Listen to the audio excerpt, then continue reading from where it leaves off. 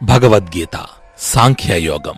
కర్మణ్యేవాధికారస్తే మా ఫలేషు కదాచన మా కర్మఫల హేతుర్భూర్మాతే సంగోస్త్వ కర్మణి. అనగా మీకు పనులు చేయడానికి మాత్రమే హక్కు ఉంది, ఫలితాలపై ఎప్పుడూ హక్కు లేదు. ఫలితాల కోసం పనిచేయకండి, కాని పనిచేయడం మానేయకండి. నిజ జీవిత ఉదాహరణకు వస్తే, ఒక విద్యార్థి ఒక క్రియేటివ్ ప్రాజెక్ట్ని 6 నెలలు కష్టపడి పూర్తి చేశాడు. ప్రాజెక్టు సమర్పించిన తరువాత అతను ఫలితం గురించి ఎప్పుడూ గురువును అడుగుతూ ఉండేవాడు. గురువు అతనితో చెప్పారు, నీ ప్రయత్నం చాలా గొప్పది, కాని ఫలితం నీ చేతిలో లేదు. నీవు చేసిన పనిని ఆస్వాదించు, ఫలితం తప్పక మంచిది వస్తుంది. గురువుగారి ఈ మాటల వలన ఆ విద్యార్థి ఫలితం కోసం ఆందోళన చెందడం మానేశాడు. ఇక్కడ నేర్చుకోవలసిన పాఠం ఏమిటంటే, ప్రయత్నంపై దృష్టి పెట్టడం.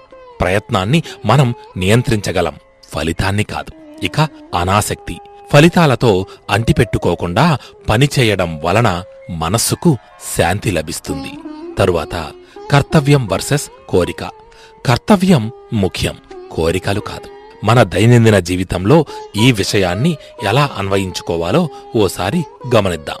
పని లేదా చదువులు. ఒక ప్రాజెక్ట్లో కష్టపడిన తరువాత ఇది నాకు నచ్చే ఫలితం తెస్తుందా అని కాకుండా, నేను నా పూర్తి శ్రద్ధను దీనికి ఇచ్చానా లేదా అని ఆలోచించాలి. సంబంధాల విషయంలో ఇతరుల ప్రవర్తనను మార్చడానికి ప్రయత్నించకండి, మీ కర్తవ్యాన్ని మీరు నిర్వర్తించండి.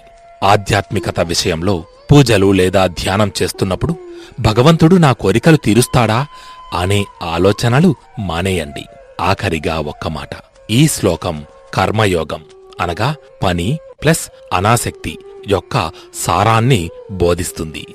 Do your best, leave the rest అనే సూత్రం ఇక్కడి నుంచే పుట్టుకొచ్చింది. జై శ్రీకృష్ణ.